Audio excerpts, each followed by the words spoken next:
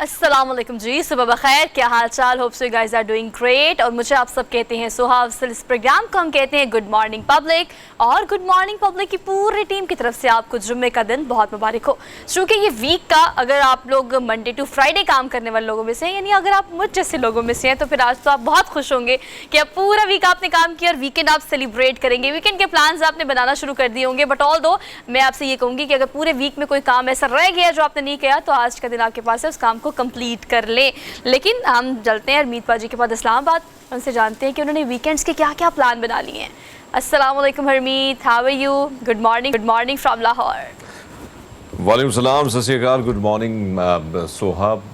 Weekend का तो ज़ाहिर बात है, कोशिश होती है कि थोड़ा बहुत आराम किया जाए और आसपास के जो दोस्त हैं उनसे मुलाकातें की जाएं। लेकिन बहरहाल आज वैसे लग रहा है पूरे जो हैं लेमन बन के आई और मैं माल्टा बन के आ गया हूँ। अच्छा, इससे पहले कि मैं आपको माल्टा कहती आपने खुद ही कह दिया, आपने बहुत अच्छा किया। लेकिन अभी हम प्रोग्राम से पहले यही बात कर रहे थे कि कट्टे पीले रंग पहन के आज हम लोगों ने अपना वीकेंड सेलिब्रेट करना है। बट ऑल दो वीकेंड पर क्या होने जा रहा है, या अगर इस वीक के हम अगर थ्रू आउट एक रीकैप करने की कोशिश करें तो वो क्या था, जरा पहले हम उस पर नजर डाल लेते हैं। प्रोग्राम का बाकायदा आगाज करते हैं कल की होने वाली हैपनिंग के हवाले से कि परसों तो इमरान खान साहब का एक ट्वीट आया और उन्होंने कहा कि हो सकता है मेरा गिरफ्तारी से पहले ये आखिरी ट्वीट हो, दूसरी गिरफ्तारी से पहले।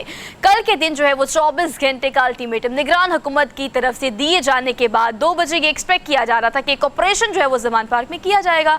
लेकिन ऑल दो वो ऑपरेशन तो नहीं हुआ। लेकिन मीडिया को जो है वो एक ऐसी ट्रांसपेरेंट रसाई दी गई, चाहे वो यूट्यूबर्स हों, सोशल मीडिया एक्टिविस्ट हों, ब्लॉगर्स हों, इन्फ्लुएंसर्स हों, या मेन स्ट्रीम मीडिया के रिपोर्टर्स और कॉरेस्पॉन्डेंट्स हों, उन सबको कहा कि आप घर के अंदर आए, देखें यहाँ पर कौन से ऐसे 40 दहशतगर्द मौजूद है जिनको पकड़ने की आमिर मीर साहब बात कर रहे हैं, जो कि वज़ीर इत्तलात है।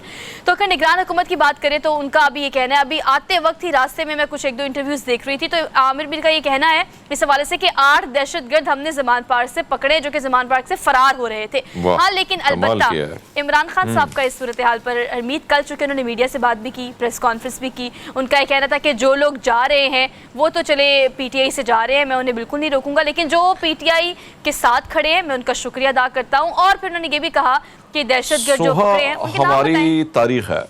हाँ जी, बोले बिल्कुल, हमारी तारीफ बड़ी भरी पड़ी है। एक तरफ तो मैं ये कहूँ कि निगरान सेटअप का ये काम नहीं होता है कि आप ऑपरेशन कराएं, आप लोगों को पकड़, आप इलेक्शन करा के जाएं। वैसे भी जो आपकी अब उम्र है वो तो पूरी हो चुकी है, इद्दत का मामला है, अब इद्दत का मामला जल्द पूरा हो जाएगा। लेकिन जिस किस्म से ये चीज़ें हो रही हैं और ऑपरेशन और फिर दहशतगर्दी का जो मामला है, यानी खुला आप मीडिया के सामने जाएँ, सब कुछ आपको इजाज़त दी गई है, तो फिर ये जो एक नया ड्रामा क्रिएट करने की बात की जाए और फिर हम पंछियों की बात करते हैं, ये तितर बटेर जो होते हैं ना, ये हर पार्टी में, आपको याद है जब मुशर्रफ साहब आए तो उसके बाद पाकिस्तान मुस्लिम लीग नून से जो तितर बटेर थे उन्हें उड़ान भरी, इसी तरह पैट्रियाट बनाई गई। आपको याद होगा पीपल्स पार्टी की कुछ तो लोगों को तोड़ा गया और फिर जमाली साहब, शौकत अजीज़ साहब जो हैं उनको वज़ीर-ए-आज़म के ओहदे पर विराजमान किया। तो ये सिलसिला चलता रहता है और कुछ तीतर बटेर वैसे भी पेरोल पे होते हैं और उनका काम ये होता है कि जब वक्त बदलता है हवाओं का रुख बदलता है। लेकिन हाँ, कल की प्रेस कॉन्फ्रेंस की मैं अगर बात करूँ तो बहुत सारे ऐसे नाम जिन्होंने प्रेस कॉन्फ्रेंस की और हमने सोचा, हम भी इंतज़ार में थे कि बहुत बड़ी खबर आएगी और बड़े बड़े रहनुमा जो हैं वो प्रेस कॉन्फ्रेंस के, कल आपने देखा कि किस तरह वसेब से लोगों ने प्रेस कॉन्फ्रेंस की और सोचा जा रहा था कि बड़े बड़े नाम चले जाएंगे। लेकिन हमने देखा कि उसमें वो लोग शामिल थे जो जिनको टिकट्स वगैरह नहीं मिली थी और इधर इस्लामाबाद से एक बहुत बड़े रहनुमा जो लीड स्टोरी जा रही थी, मैंने सोचा कि इसका भी रिसर्च कर लेते हैं। तो वो भी यूनियन काउंसिल के कोई मेंबर थे। तो बात आपकी दुरुस्त है कि इस किस्म की खबरें भी आ रही हैं, दबाव भी बहुत ज़्यादा है और कहीं ना कहीं हवाओं का रुख जब बदलता है तो पंछी अपनी उड़ान भर लेते हैं। ये हमने माजी में भी देखा, अब भी हम देख रहे हैं। लेकिन जो सिचुएशन है, इस सारी सिचुएशन में कल ज़बरदस्त खबर आई है और हमारे जो पीएम हैं शहबाज शरीफ साहब और ईरान के जो सदर साहब हैं, और कल आपने देखा कि आज़ादाना तिजारत का जो मुआहदा हुआ है, मैं समझता हूँ इससे बड़ी खुशखबरी नहीं हो सकती मुल्क के लिए, क्योंकि एक तरफ तो कितना बड़ा प्रोजेक्ट, यानी तमाम तर चीज़ों के हवाले से और ट्रांसमिशन और दीगर चीज़ों के हवाले से ये लाएमल जो तय हुआ है और फिर उस बाकायदा ये एलामिया जब जारी हुआ तो मेरे ख्याल में एक बहुत बड़ी खबर है, क्योंकि तिजारत के ये तमाम तर बॉर्डर्स को खोलना चाहिए और कहीं ना कहीं जो वहाँ से चीज़ें आती हैं, बहुत सारी चीज़ें हम देखते हैं, चाहे वो तेल की हो, दीगर चीज़ें ऐसी हों, दीगर बहुत सारी मसनूआत या गैस का पाइपलाइन का मामला हो, तो बहुत सारी चीज़ों से हमें, हमारे मुल्क को भी फ़ायदा हो सकता है। और इसी तरह पाकिस्तान से ईरान जब चीज़ें जाएंगी तो बहुत ज़्यादा फ़ायदा पाकिस्तान को पहुंचेगा, रोज़गार जो है वो बढ़ेगा और कहीं ना कहीं तिजारत के हवाले से जिस तरह एक मायूसी की लहर छाई हुई है तो उसमें भी कमी देखने को मिलेगी। तो मेरे ख्याल में ये बहुत अच्छी खबर है। खुश आइंद कल की मुलाकात रही ईरानी सदर से जो है, उसके अलावा एक बड़े अहम मनसूबों का इफ्तिताह भी किया गया बाकायदा। लेकिन अगर आज की बात करें तो आपको पता है कमिश्नर लाहौर की सरबराही में मीडिया की वफ्द की मौजूदगी में आज एक बार फिर से ज़मान पार्क की तलाशी ली जाएगी और ये ऑपरेशन काइंड ऑफ जो है एक्सपेक्ट किया जा रहा है कि खैर आज हो जाएगा। लेकिन इस पर जो सूरत हाल है उसको कंक्लूड ऐसे कर लेते हैं कि इमरान खान साहब इस सारी सिचुएशन पर ये कहते हैं कि जिन 40 दहशतगर्दों की आप बात कर रहे हैं आप उनके नाम क्यों नहीं बताते। और दूसरी बात ये कि आमिर मीर साहब का ये कहना है कि हम दहशतगर्द की टर्म इसलिए इस्तेमाल कर रहे हैं क्योंकि 9 मई के वाक़े में तमाम लोग मुलविस थे और ये मुल्क के ख़िलाफ़ हैं, पाकिस्तान की सालमियत के ख़िलाफ़ है, तो हम इन्हें दहशतगर्द की टर्म इस्तेमाल करके मुखातिब कर रहे हैं। खैर इस सारी सूरत पर हम बात करेंगे। लेट्स टॉक अबाउट, आज फ्राइडे का प्रोग्राम है, तो आज के प्रोग्राम में बहुत सारे कलर्स, बहुत सारे फ्लेवर्स, बहुत सारी इंस्पिरेशनल स्टोरीज़, आपके लिए बहुत सारे प्रोडक्टिव टॉपिक्स भी हैं, तो उनके बारे में बात कर लेते हैं क्योंकि हम बात करेंगे top stories of the program. Share आज के रनडाउन में टॉप स्टोरीज में हम आपसे क्या क्या शेयर करेंगे। Top of the all political happening को ही डिस्कस करेंगे। आज इमरान खान साहब जो है वो दहशतगर्दी की खुसूसी अदालत में पेश होंगे। 2 अहम मुकदमात में ज़मानत के लिए उनकी पेशी एक्सपेक्ट की जा रही है। कब कहाँ कैसे सिक्योरिटी के क्या इंतजाम है, ज़मान पार्क की क्या सूरत हाल है, इसको डिटेल में डिस्कस करेंगे। सीनियर एनालिस्ट हमारे साथ मौजूद होंगे और अब ये कहा जा रहा है क्योंकि खबरें साथ साथ आ रही हैं कि वो पेश हो चुके हैं। 2 मुकदमात में ज़मानत मिलेगी या नहीं मिलेगी कुछ देर में इस बारे में भी पता चल जाएगा, तो साथ साथ हम आपको ये भी अपडेट करते रहेंगे। प्रोग्राम में हम आगे बढ़ेंगे और आज की टॉप स्टोरीज में कुछ अहम चीज़ें ऐसी भी हैं जो कि आपको इंस्पायर करती हैं। चूँकि हम टेक्नोलॉजी के ज़माने में रह रहे हैं तो हरमीत पाजी मुझे ऐसे मौक़ों पर अब्दुल रऊफ़ साहब बहुत याद आते हैं। किताबों के बेहतरीन दोस्त कहलाते हैं वो, और हमेशा जो किताबों के तोहफे वो हमें, मुझे और आपको दिया करते थे। ऐसे मौक़ों पे हम उन्हें बहुत ज़्यादा याद करते हैं। लेकिन किताबों से शौक़, और कहते हैं ना किताब से बेहतर कोई रफ़ीक नहीं, तो वाकई जी किताब से बेहतर कोई दोस्त नहीं होता। लेकिन आजकल के ज़माने में बहुत कम लोग ऐसे होते हैं हरमीत जो किताबों से दोस्ती करते हैं और फिर अपनी अर्ली एज में कर लेते हैं। एक नन्हा सा बच्चा जिसकी उम्र सिर्फ 12 साल है, उसने एक इंग्लिश राइटर होने का खिताब हासिल किया है। प्राउड पाकिस्तानी है। अब वो कौन है, उनका ताल्लुक कहाँ से है, और प्रोग्राम में आज हमने उन्हें इनवाइट किया है, आपसे उनकी मुलाकात कराएंगे, उनकी क्या रूटीन है और किताबों से कितनी मोहब्बत है उन्हें, इस हवाले से आज एक डिटेल सेगमेंट करेंगे और डोंट मिस इट आउट। अच्छा, प्रोग्राम में हम आगे बढ़ेंगे। हमने आज सोचा कि एक ट्रेलर भी आपको दिखाते हैं। टॉम क्रूज का जब नाम आता है तो एक थ्रिलिंग ट्रेलर का हम वेट कर रहे होते हैं कि वो ट्रेलर इस तरह का। और अगर हम बात करें उनकी मूवी मिशन इम्पॉसिबल की, तो आपको पता है मिशन इम्पॉसिबल का नाम भी जहाँ पे आता है, वो जो लोग मिशन इम्पॉसिबल देखने वालों में से है ना, दे आर वेटिंग फॉर कि बस जितना जल्दी को ट्रेलर कोई चीज़ बाहर आए, आउट हो और हम उसको देखें। तो हमने सोचा आपको भी दिखाते हैं। तो जो फैंस है टॉम क्रूज़ के, उनके लिए आज एक ट्रेलर है, इस पर थोड़ी सी हम चिट चैट भी करेंगे आपके साथ, तो ये भी आज के रन डाउन का हमारा हिस्सा होगा। आगे बढ़ेंगे। Last but not the least, अब हम बात कर लेते हैं ओवरसीज़ पाकिस्तानियों की, जिनके बारे में हम काफ़ी दफ़ा बात कर चुके हैं कि वो पाकिस्तान से बहुत मोहब्बत रखते हैं। But if you are talking about investment in Pakistan, तो आजकल क्या इस तरह के मौके मौजूद नहीं हैं? रिलायबिलिटी, क्रेडिबिलिटी पर क्वेश्चन मार्क आ गया है पाकिस्तान के। ओवरसीज़ पाकिस्तानी जो हैं, why like they don't want to invest in Pakistan, why is it so? इस सवाल जो है इसका जवाब लेंगे और उसकी कुछ टेक्निकलिटीज़ पर आज के प्रोग्राम में हम बात करेंगे। ये भी हमारे आज के रन डाउन का हिस्सा होगा। So we are done with our top. उसके बाद क्या आती है, बारी आती है डेली डोज की। लेकिन डेली डोज के लिए आपको थोड़ा सा इंतजार करना पड़ेगा। एक ब्रेक के बाद हम कंटिन्यू करेंगे प्रोग्राम को। Keep watching. Good morning public, welcome back after the break. So एक बार फिर से आप सबको गुड मॉर्निंग हमारी तरफ से। अगर आपकी मॉर्निंग अभी तक गुड नहीं है या मॉर्निंग हुई नहीं है तो just get up early in the morning, क्योंकि आज अगर आप सुबह टाइम से उठेंगे, जुम्मे के दिन सारे काम मुकम्मल कर लेंगे, तो होपफुली कि आपका वीकेंड अच्छा गुजरेगा, वरना फिर वीकेंड भी स्लो ही जाएगा जिस तरह से स्लो आपका वीक गया है। बट ऑल्दो आपकी मॉर्निंग को एक्साइटिंग बनाने के लिए हमारे पास कुछ डेली डोज हैं, जो ऐसी डोजेज है जो कि रोज़ाना सुबह उठ के हम आपको इसलिए देते हैं कि आप कुछ इनकरेज हो जाएं कि अगर आप कोई काम कर रहे हैं तो मज़ीद अच्छे तरीके से आपने कैसे करना है, आपका मूड कुछ ज़्यादा अच्छा हो जाए। और अपना नाम कैसे बनाना है हरमीत पाजी, ये भी हम बताते हैं लोगों को कि आप कुछ ऐसा अनोखा काम करें कि या तो आप Guinness book of world record में कोई रिकॉर्ड दर्ज कर लें या कोई अनोखा काम करके वैसे ही वायरल हो जाए। खैर, पहली खबर हम आपको देते हैं। पहली खबर जो है वो भी वायरल होने की भी है और एक की बात भी है, क्योंकि अगर आप फोटोग्राफी की बात करें या वीडियोग्राफी की बात करें तो ये वो चीज़ें हैं जो कि आजकल ट्रेंड पे जा रही हैं। बल्कि प्रोग्राम से पहले मैं हरमीत पाजी से कह रही थी कि आप लाहौर स्टूडियो में होते हैं तो आपकी तो फोटोज़ में खींच लेती हूँ, इस्लामाबाद में आपकी फ़ोटोज़ कौन खींचता होगा। खैर, मैं फोटोग्राफर काफ़ी अच्छी हूँ, ये लोग कहते हैं लेकिन अगर मैं बात करूँ बाकी प्रोफेशनल फोटोग्राफर्स की, सो उनकी कैपेबिलिटीज़ और उनके जो एंगल्स हैं, उनकी जो कैप्चर करने का तरीका है, उनका जो आर्ट है, अगर वो दुनिया में मशहूर मशहूर हो जाए तो फिर उस फोटोग्राफर को और क्या चाहिए। मैं आपको बताऊंगी पाकिस्तानी फोटोग्राफर है और इटली में उनकी जो ये फोटोज़ है हरमीत पाजी वो नुमाइश के लिए पेश की गई हैं। कितने बड़े एजाज़ की बात है कि दुनिया के माहिर और आर्टिस्ट जो हैं, फोटोग्राफर्स जो हैं, वो उनकी इस आर्ट से इतना मुतासिर है कि एक तो उन्होंने जो कैप्चर किए हैं वो जो मोमेंट्स कैप्चर किए हैं उसको अप्रिशिएट कर रहे हैं, दूसरा एंगल को, तीसरा फोटोग्राफी स्किल्स को। तो ये पाकिस्तान के लिए भी ये एक एजाज़ की बात है। बिल्कुल, ये बहुत बड़ी बात है, बहुत बड़ी बात है। और हमने ऐसे नौजवान देखे हैं, ऐसे लोग देखे हैं। आपको याद होगा कि पेशावर की एक स्टोरी जो है हमने शामिल की थी अपने मॉर्निंग शो में, और उसी में भी मुख्तलिफ चीज़ें जो हैं, मुख्तलिफ ऐसे फोटोग्राफर के हवाले से जो स्टोरियाँ थी वो बाहर भी छपी थी मुख्तलिफ अखबारात में।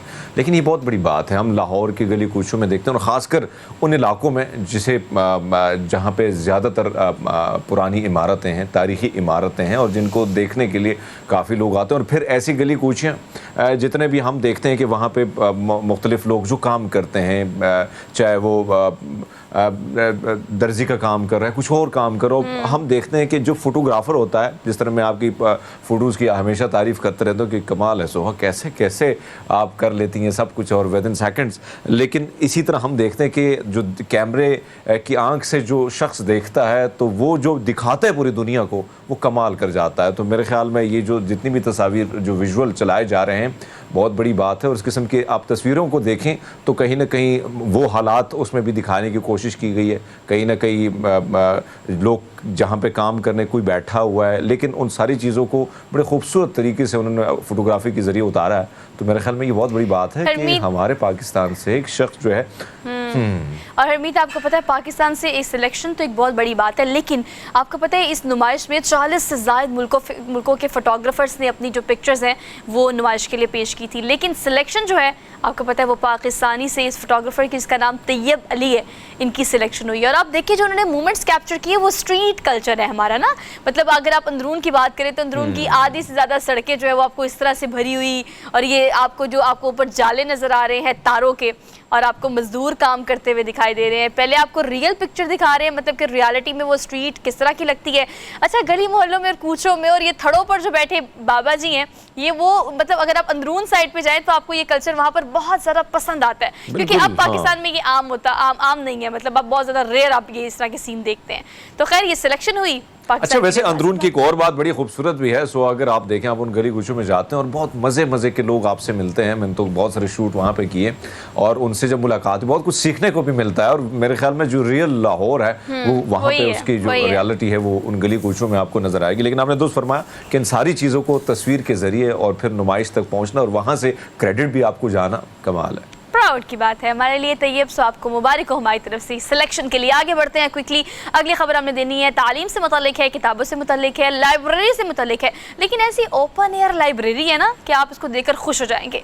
बेसिकली ऐसे दरख्त के नीचे हमेशा आप मज़ीद जो बूढ़े बाबा जी होते हैं ना, उनको या तो जुआ खेलता हुआ देखते हैं, या ताश के पत्ते खेलते हुए देखते हैं, या खेतों में बैठकर बस गॉसिप करते हुए देखते हैं।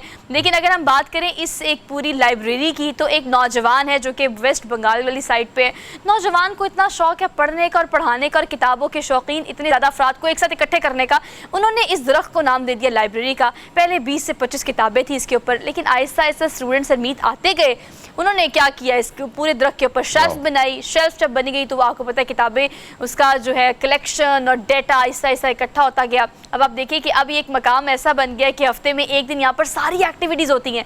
आप देखिए ना, बच्चे आए हुए हैं, किताबें भी पढ़ रहे हैं और कुछ ऐसी म्यूज़िक भी बजा रहे हैं, कुछ मुख्तलिफ एक्स्ट्रा करिकुलर एक्टिविटीज़ भी हो रही हैं। तो देखो एक ऐसी जगह जिसको पहले मतलब मेरे ख्याल में एक ज़बरदस्त तरीका है। आप देखें, एक तो ग्रीनरी बहुत ज़्यादा है, फिर आप म्यूज़िक का तड़का लगा के लोगों को, बच्चों को अट्रैक्ट करें अपनी तरफ, और एक तरफ हम आपने जो इससे कबल फरमाया कि किताबों से कहीं दूरी तो कहीं हम नज़दीकियाँ देखते हैं, और अगर आपने नज़दीकियाँ बनानी है तो उसको कहीं ना कहीं ज़्यादा अट्रैक्टिव बनाना होता है।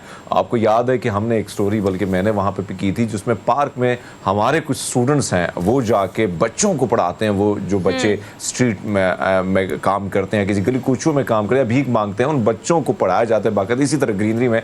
तो मेरे ख्याल में आजकल के जो नौजवान हैं एक नई सोच के साथ वो उभरते हैं और एक नई सोच को आगे तक पहुंचाने के लिए वो बगैर किसी मौजे के वो ये काम करते हैं। मेरे ख्याल में बहुत अच्छी बात है। और लेकिन इस विजुअल में जो नज़र आ रहा है कि भाई लाइब्रेरी का क़याम वो भी इसी तरह ग्राउंड में खुले मैदान में, और म्यूज़िक का तड़का तो कमाल हो जाता है। और हरमीत, आज के एरा में जहाँ पर टेक्नोलॉजी और गैजेट्स में हम इतने आगे निकल गए हैं, अब हमें ज़रूरत है किताबों से थोड़ी सी दोबारा से दोस्ती बहाल करने की। ऑल दो टेक्नोलॉजी की हम बात करें तो आपकी हमारी ज़िंदगी में अब हर चीज़ टेक्नोलॉजिकल हो गई है। मतलब इतना हमारी टेक्नोलॉजी बेस्ड लाइफ हो गई है कि अब आपने अगर गाड़ी भी चलानी है ना, अगली खबर की मैं बात कर रही हूँ, तो वो ड्राइवर के बगैर भी चल सकती है। स्कॉटलैंड से मैंने आपको ये खबर देनी है जो कि टेक्नोलॉजी की एडवांसमेंट को लेके है। नया इनकलाब जी वहाँ पर हुआ है टेक्नोलॉजी में, ड्राइवर के बगैर बसेस चलाने का एक एक्सपीरियंस, और ये जो एक्सपेरिमेंट है वो उन्होंने किया। और गेस व्हाट हरमीत, ये एक्सपेरिमेंट जो है वो कामयाब रहा। अब जो है वो अब इन्होंने कहा है कि 10,000 हफ्ते की जो सवारियां हैं और जो उनके पैसेंजर्स हैं वो ट्रैवल कर सकते हैं एक मकाम से दूसरे मकाम तक। और अब बसें जो स्कॉटलैंड में चलेंगी ना, बगैर ड्राइवर के चलेंगी, बगैर कंडक्टर के चलेंगी। टेक्नोलॉजी इतनी आगे जा चुकी है। आहिस्ता आहिस्ता आप देखें ना कि आज से 15 साल कबल अगर हम जाते हैं तो जब फिल्में बनती थी, आपको याद है जब फिल्में बनती थी तो ऊपर से जितने भी शॉट्स लिए जाते थे उसके लिए हेलीकॉप्टर के साथ साथ कैमरामैन, वो सारा कुछ सेटअप किया जाता था। अब आप देखिए कि एक ड्रोन चला के आपने वो हेलीकॉप्टर का सिलसिला बंद कर दिया, कहीं ना कहीं आपने कैमरामैन जो है उसकी रोजी पे भी लात मार दी। अब ये देखें, लेकिन इन चीज़ों के साथ चलना होगा। अब देखें दुनिया तेज़ी से जा रही है, बहुत सारी चीज़ों में जो है वो तेज जिद्दत भी आ रही है, और ये देखें अब बड़े आराम से जो है वो चल रही है, बस लोग बैठे हैं उनमें सवारी हो रही है। लेकिन अरमीत, मैं ये सोच रही हूँ कि हम कैसे, लेकिन बहरहाल मतलब रिलाई कैसे कर सकते हैं। मतलब if you talking about you and me ना, जो ड्राइवर होता है ना, अगर मैं अपनी बात करूं तो मेरे साथ कोई ड्राइव भी कर रहा हो बैठ के, तो मैं तो ड्राइवर पर रिलाई नहीं करती। बगैर ड्राइवर के बस चल रही होगी तो कैसे ही आप उसमें सवार हो सकते हैं। लेकिन अगर टेक्नोलॉजी की बात करें तो जब रोबोट्स ने बहुत सारी चीज़ों को रिप्लेस किया है, ऑल दो इंसानों को रिप्लेस कर दिया, तो आहिस्ता आहिस्ता आपको मैन पावर एक्सक्लूड होती हुई दिखाई दे रही है। तो ऑल दो आहिस्ता आहिस्ता हो सकता है इस चीज़ के यूज्ड हो जाए, लेकिन मुझे लगता है शुरू में तो बहुत डेंजरस है कि एक गाड़ी चल रही है उसमें ड्राइवर ही नहीं है, तो हम तो कुछ और ही इमेजिन करना शुरू कर देते हैं। खैर आगे बढ़ते हैं, अगली खबर आपको देते हैं डेली डोज की। आज की लास्ट खबर ये है कि कराची में इस खातून पे ये कहावत ऐसी फिट आती है ना कि चोरों को पड़ गए मोर। कैसी मोरनी की चाल है, और वो कितने जबरदस्त आराम से जा रही है सड़क पे कराची की। आगे से भी अब देखिए, पीछे से आगे चोर।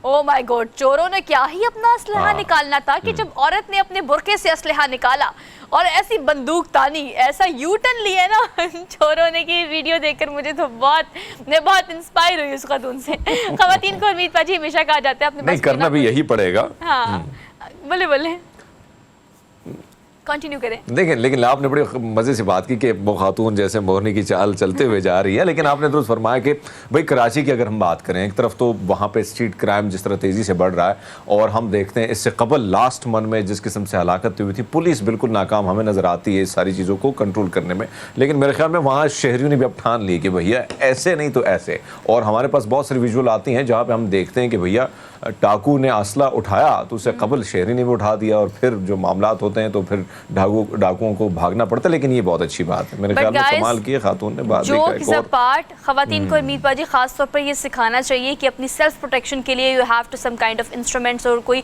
इस तरह का आला आपके पर्स में या आपके पास होना चाहिए व्हाइल यू आर लाइक, अगर आप ट्रैवल कर रहे हो या मतलब अगर आप पैदल चल रहे हो सड़कों पर, गलियों में, मोहल्लों में।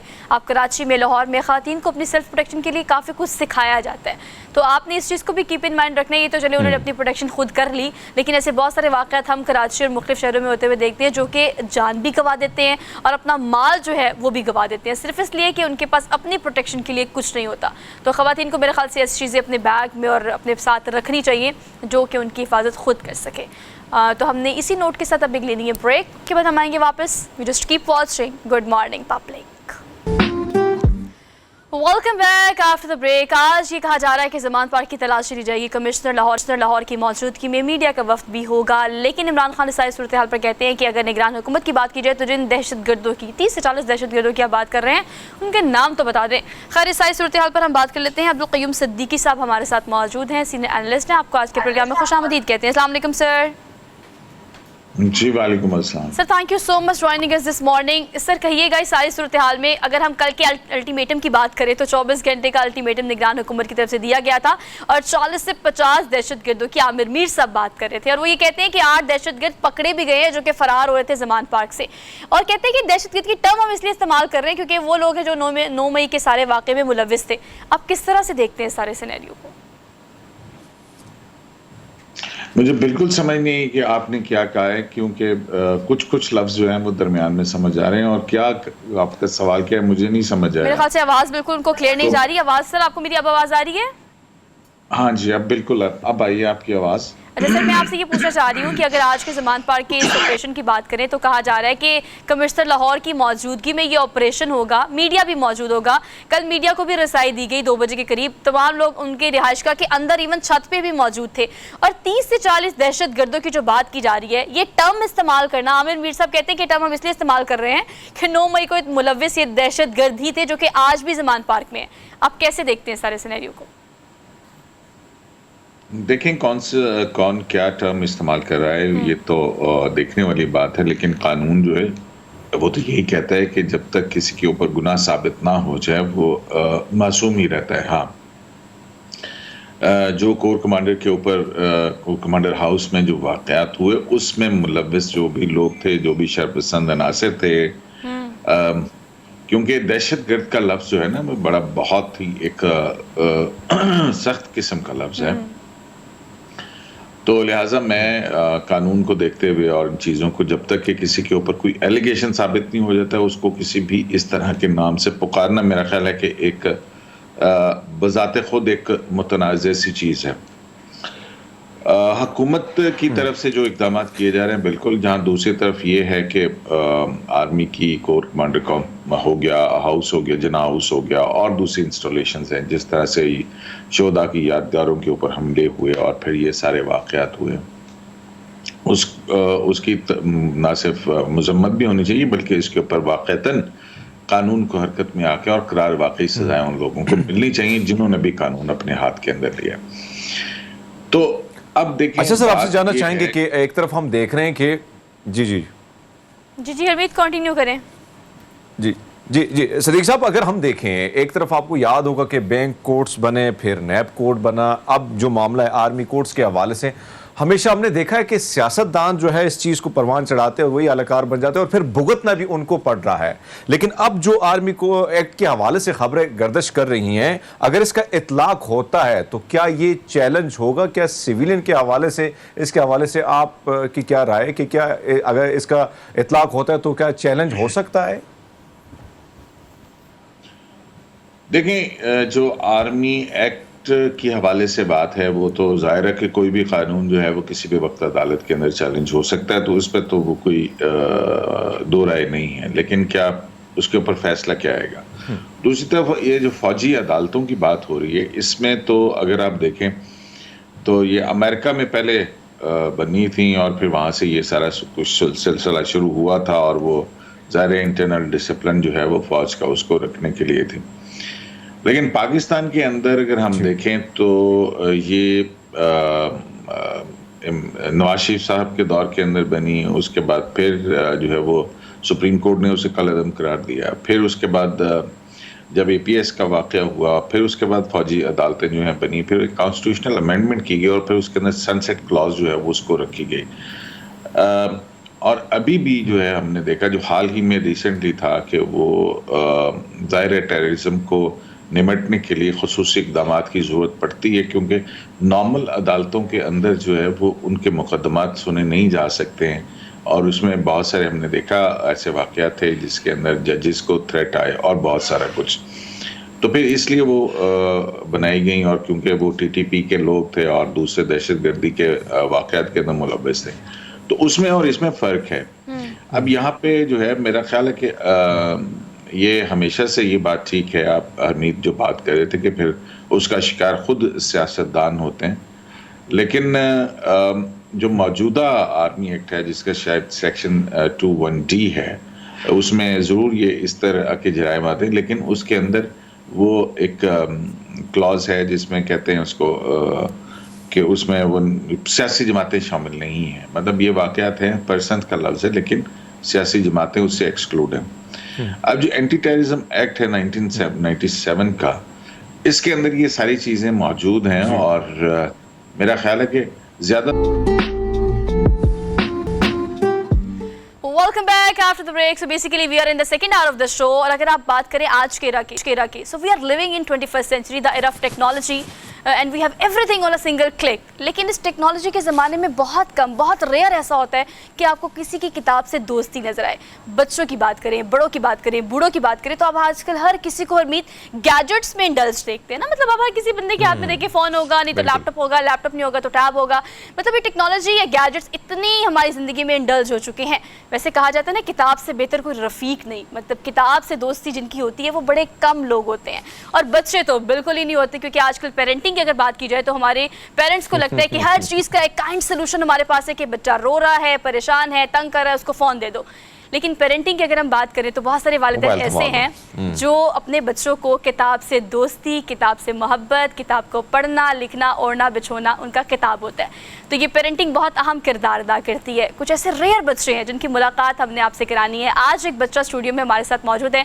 क्रेडिट उनका ये है कि ताल्लुक़ उनका है ननकाना साहब से, और एक किताब उन्होंने लिखी है, और किताब इंग्लिश में लिखी है। मतलब इंग्लिश नॉवल उन्होंने लिखा है। अमेज़न कैंडल एक इंस्टीट्यूशन है अमेरिका का, जहाँ पर उन्होंने उसको पब्लिश भी किया है, और हम उसको यहाँ कैश करें। पाकिस्तान के लिए यकीनन एक प्राउड की बात है। तो मैं आपका तारुफ कराती हूँ। अब्दुल मेहमन हमारे साथ स्टूडियोज़ में मौजूद हैं। अस्सलाम वालेकुम। वालेकुम सलाम। कैसे हैं आप? अल्हम्दुलिल्लाह मैं good. Thank you so much Abdul Mehman for being here. Really good to see you.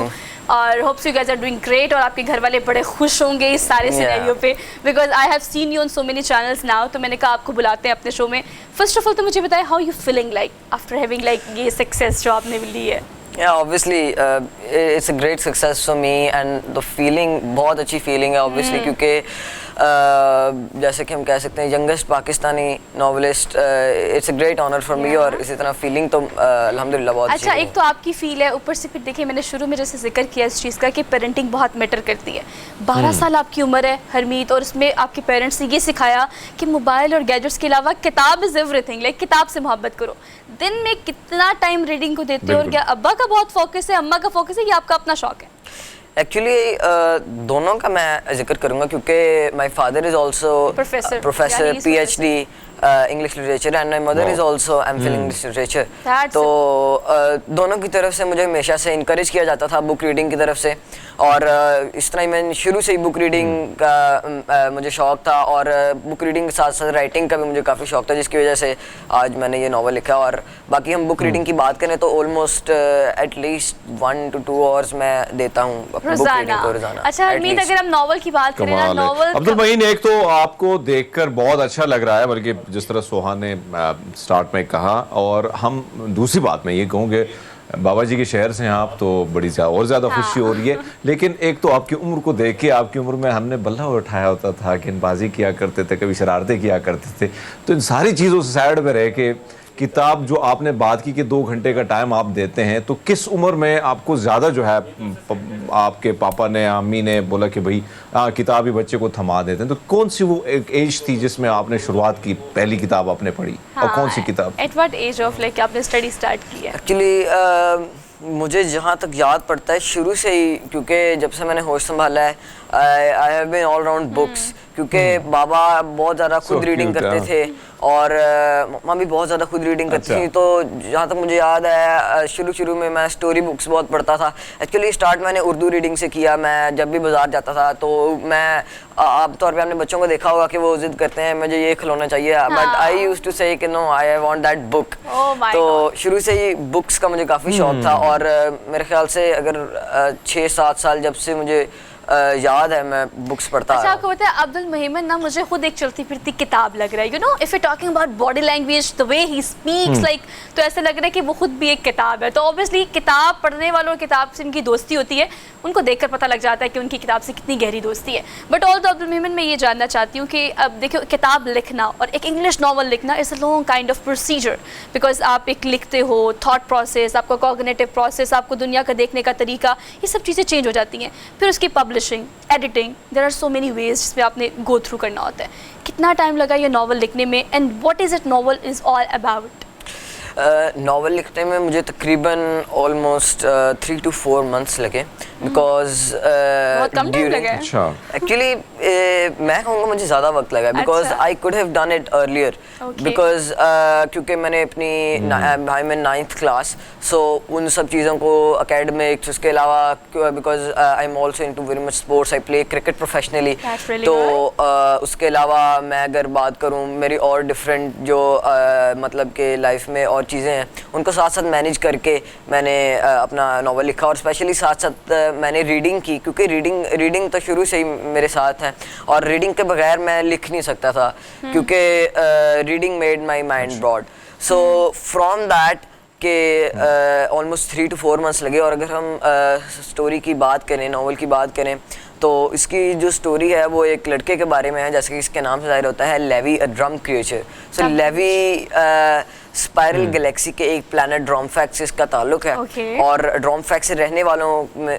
वालों को ड्रम कहते हैं this is how the stories जो आपने ड्राइव की है इस नॉवल में। अच्छा अब्दुल मेमन मैं ये भी जानना चाहती हूँ कि अगर आप बात करें इस स्टोरी की तो from where you got this inspiration क्योंकि जब आप किताबें पढ़ते हो तो आप बहुत सारी चीज़ों को किसी और एंगल से देखते हो पेरेंट्स को रिश्तेदारों को घर को दोस्तों को किताब पढ़ने से आप आप इंटेलेक्चुअल हो जाते हो फिर आपका एक ना सोचने का तरीका और नज़रिया चेंज हो जाता है तो ऐसी कौन सी चीज़ थी जो आपको क्लिक किया at that point two made and right that novel?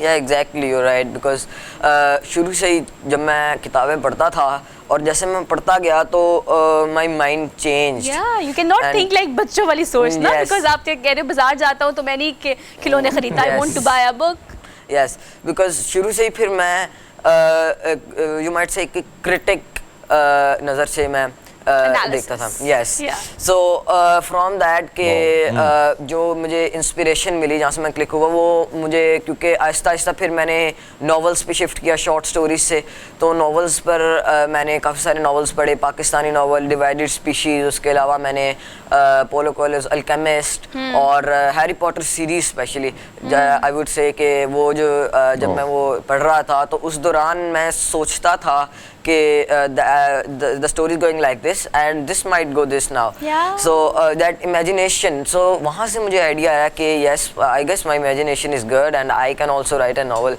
of my own तो वहाँ से फिर मैंने अपना जो नॉवल लिखने का आगाज़ है वहाँ से किया and I guess Harry Potter series से मुझे काफ़ी ज़्यादा इंस्पिरेशन मिली और हेल्प भी मिली you know from that जी हरमीत वाह अब्दुल मेमन ने इतनी छोटी सी उम्र में इतनी सारी किताबें और यकीनन आपने तो फरमाया कि वो सोच सब कुछ जो है वो बदल जाता है आपकी का सोचने का ढंग बदल जाता है फिर अगर हम देखें एक नई दुनिया में आप चले जाते हैं किताबों साथ अगर अटैचमेंट ज़्यादा आपकी हो जाती है लेकिन ऐसे में हमें याद है कि जो हमारे आसपास क्लास में कोई बच्चा ज़्यादा पढ़ता तो हम कहते थे किताबी कीड़ा ऐसे दूर रहो उसके साथ क्या टाइम वेस्ट करेंगे हमें तो पढ़ना नहीं था तो आपसे जानना चाहेंगे आपके दोस्त जब ये नावल पब्लिश हुआ इससे पहले भी आप किताबों में मगन थे तो क्या कोई दोस्त हैं और वो आपके बारे में वो आप कितने खुश हैं?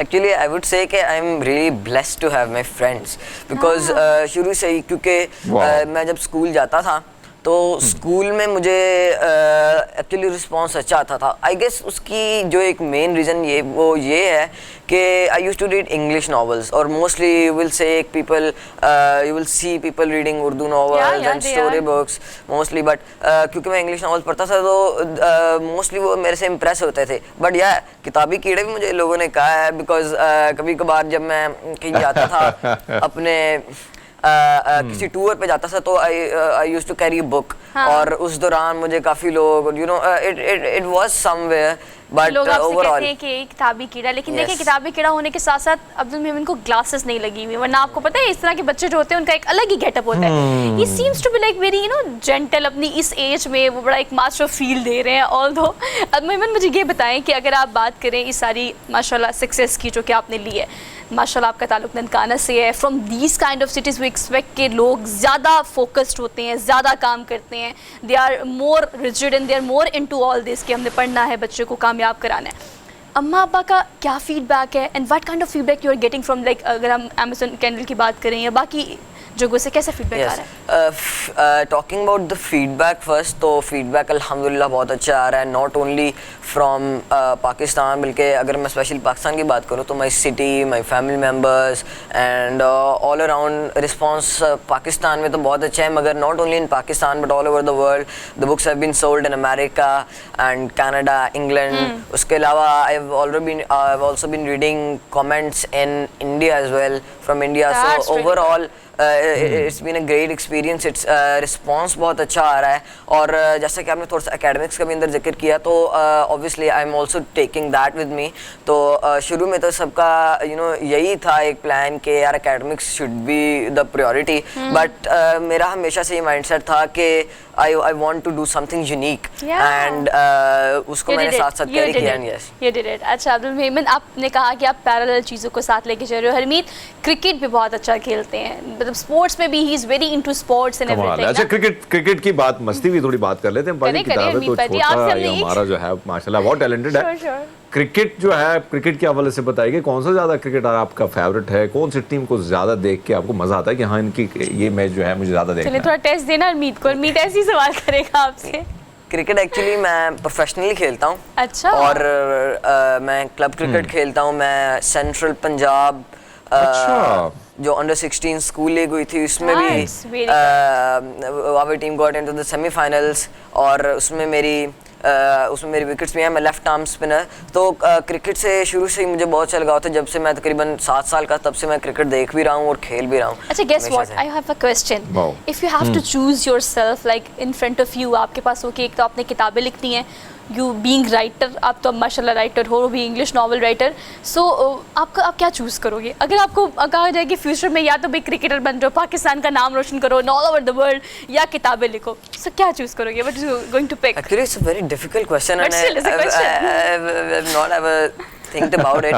But yeah, क्योंकि हमेशा से ये बात होती है कि यार कि मुझे लोग काफ़ी कहते हैं यार तुम you have many options. तो I always think कि I have. Because you're multi-talented, many that's options. why. Yeah, might be because I'm also really into singing. I also sing. I'm really into music. उसके अलावा cricket. Oh my God, hold on. फिर यही रुक जाओ। अगर आपने कहा ना म्यूजिक, तो फिर हरमीत पाजी भी शो में हो और म्यूजिक भी आप अच्छा सुनना भी पसंद हो, गाना भी पसंद हो, तो क्रिकेट तो हम यहाँ से खिला नहीं सकते। खैर हमने ये फुटेज आपको दिखाई है, अब्दुल मेमन क्रिकेट और बैट उठा के भी काफ़ी छक्के चौके लगा रहे हैं, लेकिन अभी कुछ सुना भी दे फिर हमें। सारा टैलेंट ही हमने आज निकाल लेना आपके अंदर से। Try to sing something for like good morning public. Yeah, sure. Sure. हो बख्शा गुनाहों को, सुन ले दुआओं को, रब्बा प्यार है तूने सबको ही दे दिया। मेरी भी आँखों को, सुन ले दुआओं को, मुझको वो दिला मैंने जिसको है दिल दिया। आसमां पे आसमां उसको दे इतना बता, वो जो मुझे देख के हंसे, पाना चाहूँ रात दिन जिसे, रब्बा मेरे नाम कर उसे, तेनू दिल दा वास्ता अज दिन चढ़िया। Very mature voice man. Harmeet कितनी मेच्योरिटी है अब्दुल मेमन की आवाज काफी सारे टैलेंट अभी आप देखें कि आहिस्ता क्रिकेट तक खुलेंगे को हमने और। देखा छक्के चौके, बॉलिंग करते हुए, गाते हुए, लिखते हुए। पाजी छोटू से पाजी हमारे क्या नहीं करते आप? अब ये बताएगा कि 4 महीने में तो एक नावल आपने लिख दिया और दुनिया भर में आपको बड़ी पजीराई मिली। हर बंदे ने जो है कहीं ना कहीं सब ने तकरीबन पॉजिटिव कमेंट्स किए हैं। अब आपसे जानना चाहेंगे, 4 महीने हमारे लिए तो वही कलील मुद्दत है। आपने मैंने भी बताया कि ये तो बहुत ज्यादा टाइम लगा। अब आगे कुछ सोच रहे हैं कुछ और लिखने का? What's your future plan? ये फ्यूचर प्लानिंग की बात करें तो जैसा कि मैंने पहले बात की कि क्रिकेट भी है, म्यूज़िक भी है, बट फर्स्ट ऑफ ऑल तो मैं, क्योंकि बिकॉज इट्स अ सीरीज़, तो first of all so I will complete my series of Levi drum creature, and this is the part 1 and hopefully more are coming. I am already working on the second part as well. So first of all, so I would complete this, and I would love to be the top novelist in the world. And then I have multiple choices, in the future. It is cricket, scared. It is, I have really good interest in computer science as well, programming and coding. And but if you talking about these series ना, सो अगर director producers हमें देख रहे हैं on screen, तो I would suggest you guys कि अगर आप हैरी पॉटर की बात करें, you got inspiration from these novels, so in series को we can picturise as well, right, in Pakistan. I so would- if they are going to picturise, oh my god, the writer of that's the gonna be a on dream. Screen, That's that gonna your dream. तो देखिए मैंने कहाँ से click किया, and I want you guys to consider it as well. Quickly मैं चाहती हूँ जाते जाते, यू आर जस्ट 12, राइट, तो मैं चाहती हूँ अपने जैसे बच्चों को जाते जाते क्या पैगाम दोगे? अपने जैसे बच्चों को यही मेरे लिए मैं पैगाम देना चाहूँगा कि अपने अंदर जो क्रिएटिविटी है उसको बाहर लाने की कोशिश करें. ज़्यादा जो क्रैमिंग सिस्टम है उससे बाहर आएँ, और अगर हम इससे बाहर आएंगे तो ही हम जो है अपने आप को परफेक्ट बना सकेंगे, और स्पेशली जो पाकिस्तान का नाम है वो रोशन कर सकेंगे और आगे आ सकेंगे. क्योंकि आप क्रैमिंग करके मे बी डॉक्टर बन जाएं, इंजीनियर बन जाएं, but how many doctors do you see in Pakistan, how many engineer do you see in Pakistan, but how many writers do you see in Pakistan, how many top painters, artist you see in Pakistan. These creative things, मेरे ख्याल से जब हम creative चीज़ों की तरफ आएंगे तो this will be the most perfect thing you can to do. you can और पेरेंट्स do. को मेरे ख्याल से यही पॉलिसी, यही फॉर्मूला अपनाना चाहिए अगर वो अपने बच्चों को कामयाब या पाकिस्तान का नाम रोशन करता हुआ देखना चाहते हैं. Abdul Mehman, thank you so much for being here, और बड़ी अच्छी और प्रोडक्टिव चिट चैट हमने बहुत अच्छी की. बट ऑल तो मैं कंक्लूड करना चाहती हूँ सारी सिचुएशन को इस तरह से कि ट्राई टू रियलाइज़ कि आप में ऐसी कौन सी स्किल या कैपेबिलिटी या एबिलिटी है, या तो आपके पेरेंट्स देखते हैं या आप खुद देखते हैं, उस पर फोकस करें, उसमें एक्सेल करें, उसको पॉलिश करें, और फिर उसके बाद उसको कैच करें. आपको दुनिया की कोई ताकत भी कामयाब होने से नहीं रोक सकती. हमने क्विक ब्रेक लेनी है, वापस आते हैं. Keep watching good morning public. Welcome back after the break. हमेशा ये कहा जाता है कि पाकिस्तान की माशी सूरत हाल को बेहतर करने के लिए सरमायाकारी बहुत ज़्यादा ज़रूरी है. वो दीगर ममालिक करें या ओवरसीज़ पाकिस्तानी करें, लेकिन अभी मौजूदा सियासी अदम इस्तेहकाम की वजह से ऐसी क्या बात है कि अगर हम ओवरसीज़ पाकिस्तानियों की बात करें तो दे वॉन्ट टू कि पाकिस्तान की हालत बेहतर हो जाए, माशी सूरत हाल में बेहतरी आ जाए. बट अगर इन्वेस्टमेंट की बात आती है, they don't want to invest their money, जो कि उन्होंने वहाँ पर कमाए होते हैं पैसे, उसको पाकिस्तान में लाने के लिए सरमायाकारी के तौर पर. Why they are not convinced. कुछ ऐसी टिप्स आज के सेगमेंट में हम आपसे शेयर करेंगे कि ओवरसीज पाकिस्तानी एक तो इन्वेस्ट क्यों नहीं करना चाहते, if they want some kind of opportunities, तो वो क्या क्या उनके लिए हो सकती है जिसके बाद उनकी क्रेडिबिलिटी, रिलायबिलिटी चेक हो जाए and they are convinced to invest in Pakistan. खैर, इस पर हमें डिटेल से गाइड करेंगे हमाद रोशन मौजूद है हमारे साथ, लेकिन लाहौर स्टूडियो में नहीं, इस्लामाबाद स्टूडियो में हरमीत के साथ. सो हरमीत, ओवर टू यू.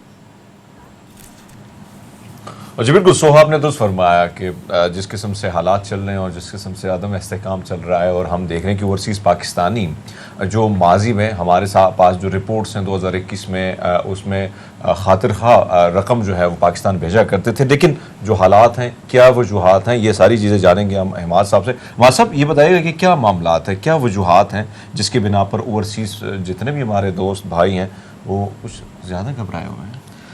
देखें, उसकी एक मेन वजह तो ये है कि उनका, अगर मैं बेसिकली कहूँ तो उनका दिल टूटा हुआ है आजकल पाकिस्तान से.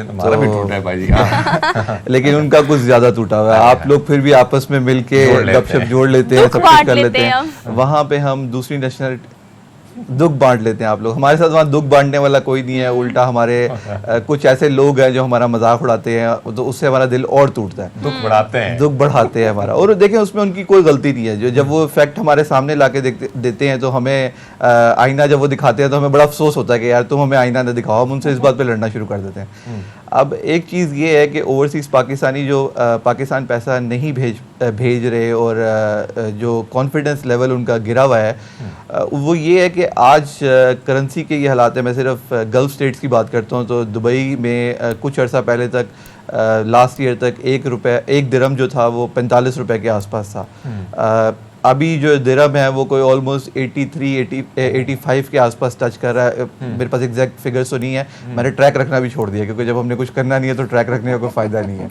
ज़्यादा मायूस नज़र आते हैं. ज़्यादा नज़र आते हैं. तो ये एक बहुत बड़ा फैक्टर है, क्योंकि कल पिछले साल अगर उन्होंने 1 लाख दिरहम आपको भेजा है पाकिस्तान एक प्रॉपर्टी ख़रीदने के लिए, और लेट्स से वो प्रॉपर्टी 50 लाख की है, तो उन्होंने 1,20,000 दिरहम भेजा और वो प्रॉपर्टी खरीद ली। आज वो प्रॉपर्टी बेशक 60-70 लाख की हो चुकी है, लेकिन जब मैं उसको दिरहम में कन्वर्ट करता हूँ तो वहाँ पे वो 80 to 85,000 दिरहम में बन रही है। अब देखें, कोई भी अपनी मेहनत का पैसा जो है वो इस तरह से ज़ाया होता हुआ नहीं देख सकता। तो ये वो चीज़ है जो बहुत ज़्यादा उनका कॉन्फिडेंस जो है वो शेक किया हुआ। अब वी डोंट नो कि कल को दिरहम इज़ गोइंग टू टच 100 और is it going to go back to 60, we have no clue about it. तो ये सारे फैक्टर्स जो हैं वो बहुत ज़्यादा मैटर करते हैं ओवरसीज़ पाकिस्तानियों के लिए। आप बिलीव नहीं करेंगे, पाकिस्तानी ओवरसीज़ जितनी मोहब्बत उनके दिल में है कि आज भी मैं जब पाकिस्तान ट्रैवल करता हूँ या कुछ भी होता है तो मुझे वहाँ से पूरी एक लिस्ट दी जाती है कि हमें ये चीज़ें पाकिस्तान की ही चाहिए। बट जब हम उनसे कहते हैं आप पाकिस्तान आए तो कहते नहीं, पाकिस्तान नहीं आना, आप हमें ये चीज़ ला दें, हम वैसे खुश हैं। अच्छा, ये जो आप बात कर रहे हैं, जाहिर बात है कि ओवरसीज़ पाकिस्तानी जहाँ जहाँ पाकिस्तानी बैठे होते हैं, हमें भी याद है कि जब हम बाहर थे तो जाहिर बात है दिल धड़कता था अपने मुल्क के साथ, और जो जिस किस्म के हालात होते थे तकलीफ़ हमें भी होती थी। अब जिस किस्म के हालात चल रहे हैं आपके साथ, आपकी उधर एक बहुत बड़ी कम्युनिटी है, मेल मिलाप होता है, इन सारी चीज़ों को जब आप देखते हैं तो ये मायूसी क्या मज़ीद बढ़ रही है? और अगर मैं गवर्नमेंट की बात करूँ, मुख्तलिफ हम देखते हैं सफारतखाने, जितने भी हमारे सफारतखाने हैं वहाँ पे जितने सफ़ीर होते हैं, क्या उन्होंने इन कम्युनिटी को कोई एतमाद दिलाने की कोशिश की? जिस तरह हम देख रहे हैं कि हिंदुस्तान को देखे दीगर ममालिक बाकायदा वो अपने बड़े बिजनेसमैन जितने भी लोग होते हैं उनको बुलाया जाता है, एतमाद में लाने की कोशिश की जाती है, तो इस तरह कोई कोशिश की जा रही है? देखिए, ऑफिशियल लेवल के ऊपर तो मैं आपको यूएई के बारे में कह सकता हूँ। ऑफिशियल लेवल के ऊपर तो यूएई में इस तरह की कोई कोशिश नहीं हो रही, बट अनऑफिशियल लेवल के ऊपर ये होता है कि जब हम लोग आपस में मिलते हैं, like I am chartered accountant from background, तो जब हम लोग मिलते हैं, बैठते हैं, तो वी ऑलवेज डिस्कस के नहीं, अभी भी पाकिस्तान के लिए होप है। स्पेशली जब हम बैठ के प्लानिंग करते हैं, मैं बहुत सारे पाकिस्तानियों को जानता हूँ जो आज भी चाहते हैं कि वो अपना बिज़नेस वहाँ से वाइंड अप करें, अपनी जॉब वहाँ से छोड़ें और पाकिस्तान मूव करें। बहुत सारे लोगों ने पिछले 5 साल में ये काम किया भी है कि उन्होंने अपनी बहुत अच्छी जॉब्स छोड़ी और वो पाकिस्तान आ गए, they are running their own businesses. Unfortunately last 6 months में हमें उन लोगों से रिक्वेस्ट आनी शुरू हो गई है जिनको पिछले 2-3 साल पहले हम फ़ोन करके कहते थे कि यार ये जॉब अपॉर्चुनिटी आई है, प्लीज़ वापस आ जाओ। वो कहते थे नहीं, हम वापस नहीं आ रहे, हम बहुत खुश हैं। 6 महीने पहले उन्होंने हमें कांटेक्ट करना शुरू कर दिया कि यार कोई भी अपॉर्चुनिटी है, they are not only talking about वो अपॉर्चुनिटी, दे आर लाइक यार कोई भी अपॉर्चुनिटी है, हमें प्लीज जो है ना उसमें कंसिडर करो। अच्छा हमाद, आपको पता है कि हमारे पास भी जो फैक्ट एंड फिगर्स आते रहते हैं ऑन एंड ऑफ, जो अपने शो में हम अक्सर डिस्कस करते हैं, बहुत बड़ी तादाद है खासतौर पर स्पेसिफिकली नौजवानों की, हु वांट लाइक कि वो चाहते हैं कि वहाँ पर पाकिस्तान से चले जाएं, बाहर जाकर कमाएं या जॉब करें या पढ़ना या ऑल जो भी सूरत हाल है, बस they want to quit Pakistan immediately. But if you talking about overseas Pakistani, तो आप कह रहे हैं उनके दिल भी हमारे से धड़कते हैं, हमें पता है मसला हो, ज़लज़ला हो, सैलाब हो, दे आर ऑल हेयर कि पाकिस्तान की मदद करनी है। But if you talking about investment, तो पिछले कुछ सालों में हमने जिस सेक्टर में सबसे ज़्यादा ओवरसीज़ की इन्वेस्टमेंट देखी है वो है रियल स्टेट, जहाँ पर लोग इन्वेस्ट करते भी थे, करना भी चाहते थे, and they're getting much much much profit as well. अब आपको क्या लगता है कि अगर अभी भी ये तादाद बहुत कम होगी इन्वेस्टमेंट करने वालों की, फिर भी ऐसी कौन सी फील्ड है जिसमें आप सजेस्ट करते हैं कि अगर यहाँ पर इन्वेस्ट किया जाएगा इतने बुरे हालात में भी तो ओवरसीज़ पाकिस्तानियों को नुकसान नहीं हो सकता? देखिए, रियल इस्टेट तो सबसे मेन फैक्टर है, क्योंकि अगर हम गल्फ़ की बात करें तो लोगों को पता है कि हमने 20 साल 30 साल के बाद वापस पाकिस्तान आना है। तो कॉन्सेप्ट ये था कि अभी हम यंग हैं, हम पाकिस्तान में कुछ अच्छा बना लेते हैं, रिटायरमेंट जो है वो हम अपनों के पास जाके करेंगे, वो जो आखिरी ज़िंदगी के साल होंगे वो अपनों में गुजारेंगे। तो उसमें क्या होता था कि अगर मैं अपनी मिसाल लेता हूँ, अगर मैं कोई घर ख़रीद रहा हूँ और लेट से मुझे फ़ॉरेन एक्सचेंज में उस घर में लॉस भी हो रहा है, तो मैं इतना ज़्यादा कंसिडर नहीं करता था। मुझे ये होता था कि यार मैंने ये घर अपने रहने के लिए बनाया। अब अगर इसी तरह से हर बंदा भी घर लेना शुरू कर देगा तो रियल इस्टेट बूम करता है, और रियल इस्टेट से 50 अदर इंडस्ट्रीज चल रही होती हैं, तो वो सब बूम कर रही होती हैं। अब जैसे मैंने आपको शुरू में कहा था, लोगों का दिल टूट गया, उनका वापस आने का दिल ही नहीं है। वो हमसे ये पूछते हैं यार कोई ऐसा तरीका बताओ कि हम जीसीसी या वेस्ट की तरफ मूव करें। कमिंग बैक के कौन सी ऐसी इंडस्ट्रीज़ हैं जहाँ पे अभी भी स्कोप है? आईटी में हमारा बहुत स्कोप है। हमारे जो डेवलपर्स हैं, they are one of the best developers. But थोड़ा सा यहाँ की पब्लिक के लिए मेरा एक छोटा सा मैसेज है कि प्लीज़ आप जो कमिटमेंट करते हैं ओवरसीज़ लोगों को, क्लाइंट्स को, उसको प्लीज़ फुलफिल कीजिए, क्योंकि जब आप अपनी कमिटमेंट या जब आप अपनी कमिटमेंट तोड़ते हैं तो आप सिर्फ अपनी कमिटमेंट तोड़ रहे हैं, बट एक बहुत बड़ी कम्युनिटी है वहाँ पे जो सफ़र करती है। बहुत सारे लोग ऐसे होते हैं कि उनको एक इम्प्रेशन बन जाता है कि यार मैंने अब ये पाकिस्तानियों के साथ काम किया था, आपकी इसी बात को इंटरप्ट करके एक चीज कनेक्ट करना चाहती हूँ आपकी इस कॉन्वर्सेशन में कि आपने कहा कि बहुत क्रेडिबिलिटी, रिलायबिलिटी अब जाकर मैटर करना शुरू होगी बिकॉज धोखाधड़ी और ऐसे फ्रॉड के केसेस बहुत ज़्यादा हो गए हैं। जो पहले सुकून से इन्वेस्ट कर भी लेते थे, बिकॉज अगर पाकिस्तान के ओवरसीज पाकिस्तानियों की बात करें तो वो पाकिस्तान में इन्वेस्ट इसलिए करते थे, उनको लगता था कि यहाँ सेव है, पैसा सेव हो रहा है, वो हमारे नहीं तो हमारे बच्चों के, नहीं तो हमारे खानदान के, फैमिली के काम आ जाएगा।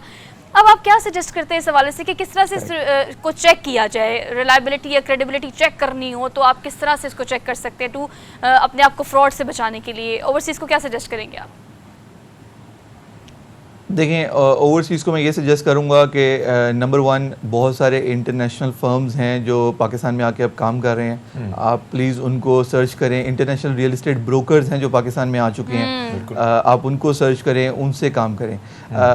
प्लीज़ ये जो हर दूसरा बंदा रियल एस्टेट एजेंट बना हुआ है पाकिस्तान में, आप उनके ऊपर रिलाई मत करें, क्योंकि एक जो प्रॉपर कंपनी होगी, येस इट माइट शायद आपको थोड़े से चार्जेस में ज़्यादा लगे, बट रिमेंबर कि वो एक इंटरनेशनल ब्रांड है, वो अपना इंटरनेशनल पेपर वर्क कंप्लीट करेंगे, तो दे विल मेक श्योर कि आपकी जहाँ पे भी इन्वेस्टमेंट जा रही है उसका पेपर वर्क कंप्लीट हो चुका हो, जो भी लीगल रिक्वायरमेंट्स हैं वो कंप्लीट हो चुकी हों।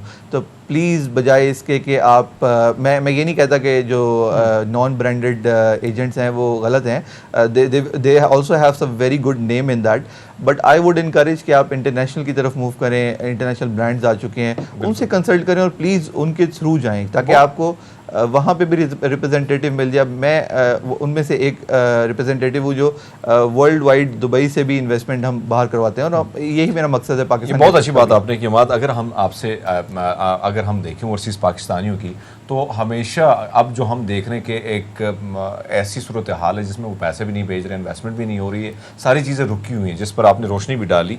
लेकिन इस वक्त क्योंकि रीढ़ की हड्डी समझा जाता है ओवरसीज़ पाकिस्तानी जितने भी हमारे बाहर हैं, हम देखते थे कि ईद के दिनों में काफ़ी पैसा पाकिस्तान आता था यहाँ पे, और इन्वेस्टमेंट को अलग साइड पे रखें, लेकिन ईद के दिनों में उसमें भी कमी आई है, जो रिपोर्ट्स हमारे सामने आ रही हैं।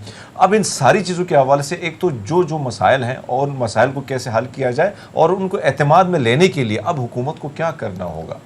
देखें, नंबर 1 तो आपको मैं वैसे हुकूमत को तो एडवाइज़ नहीं कर सकता, लेकिन मेरी जनरल सजेशन यही है कि हुकूमत को चाहिए कि जो ओवरसीज़ पाकिस्तानी हैं उनको इतनी फैसिलिटीज़ प्रोवाइड करें। रोशन डिजिटल अकाउंट एक बहुत बड़ी फैसिलिटीज़ थी। जब रोशन डिजिटल अकाउंट खुला था, लोगों को एक बड़ा अच्छा कॉन्फिडेंस मिल गया था कि मैं दुबई से अपने पैसे भेजता हूँ पाकिस्तान स्टॉक एक्सचेंज में इन्वेस्ट करता हूँ, वहाँ से मुझे रिटर्न मिलता है, और जब मुझे पैसे वापस दुबई में चाहिए होते हैं मैं दुबई वापस मंगवा लेता था।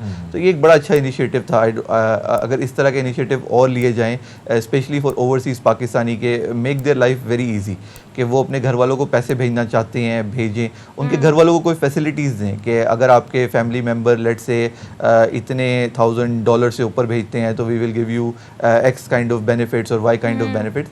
ये बहुत जो है ना वो इंटरेस्टिंग होगा, बिकॉज क्योंकि हम एक ग्लोबल हब पे बैठे हुए हैं, हम मोस्टली देखते हैं कि दूसरे मुल्क अपने शहरियों को कितना इनकरेज करते हैं कि वो पैसे लेके वापस आएँ। They make their life easy, they facilitate them, they make it so easy for them कि bring money from anywhere, we will not ask you any questions, we will not give you, हम आपसे कोई tax नहीं लेंगे इस पैसे के ऊपर, ये पैसा बिल्कुल टैक्स फ्री है। अगर आप बिजनेसेस में इन्वेस्ट करेंगे तो हम आपको उस बिजनेस में भी टैक्स रिबेट दे देंगे फॉर नेक्स्ट फ्यू ईयर्स। तो ये कुछ आइडियाज़ हैं। अगर पाकिस्तानियों को ये ऑफ़र की जाए कि आप आएँ यहाँ पे आके बिजनेस करें, आप एक कंपनी रजिस्टर करें, हमारे साथ काम करें, पैसा बाहर से लेके आएँ, जो उस पैसे में लगेगा। ठीक है हमाद, आपके इन्हीं आइडियाज से मैं इस पूरे टॉपिक को कंक्लूड करना चाहती हूँ। First of all thank you so much for kind suggestions. और आपने की उसमें एक बात बिल्कुल कॉमन है कि पॉलिसीज़ बहुत मैटर करती हैं। जो भी ओवरसीज़ पाकिस्तानी पाकिस्तान से दूर, अपने मुल्क से दूर परदेसी हैं, काम करते हैं, उनके लिए पाकिस्तान में इन्वेस्टमेंट भेजना या पैसे भेजना या उनके तरीक़ाकार, उनके पाथवेज, उनके मीडियम्स जो हैं,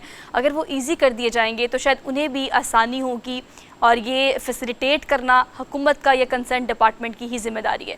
तो इन तरीक़ेकार को अगर आसान बनाया जाएगा तो आसानी दोनों को होगी। एक तो आप अगर अपने मुल्क की बात करें तो मुल्क में रहने वाले यानी उनके ख़ानदानों को आसानी होगी और पैसे भेजने वाले भी फैसिलिटेट हो सकेंगे। खैर ये टॉपिक हमने रखा इसीलिए था ताकि हम इस चीज़ पर नज़रसानी कर सकें कि ओवरसीज़ पाकिस्तानियों के लिए दर्द दिल रखते हैं एंड पाकिस्तान की सूरत हाल को बेहतर करने के लिए दे वांट टू पार्टिसिपेट। इसी थॉट के साथ आपसे लेनी है इजाज़त। इंशाल्लाह आपको मंडे को नए शो, नए टॉपिक, नए इशूज़ से दोबारा से हाजिर होंगे। अपना बहुत सारा ख्याल रखिए, वीकेंड बहुत इंजॉय करें, लेकिन अपने राइट लाइफ देखें। अगर किसी को आपकी ज़रूरत है तो वीकेंड पर उनकी मदद भी करें, उनका वीकेंड भी अच्छा बनाएं। अल्लाह हाफ़िज़।